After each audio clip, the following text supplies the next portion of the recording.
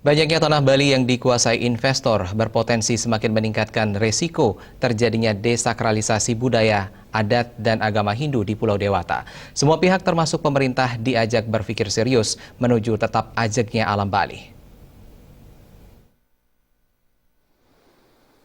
Ide Pedanda Gede Wayahan Wanasari mengatakan, banyak tanah atau lahan di Bali sudah dikuasai oleh investor, tidak terkecuali tanah sakral yang memiliki nilai-nilai spiritual bagi masyarakat Hindu di Bali.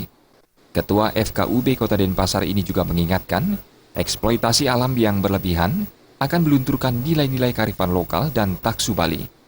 Untuk itu, kalangan intelektual dan akademisi serta kalangan terpelajar lain, termasuk Suligi, dihimbau ikut mendampingi pemerintah agar pembangunan di Bali tetap mempertahankan ajak Bali sesuai konsep Trihita Karana.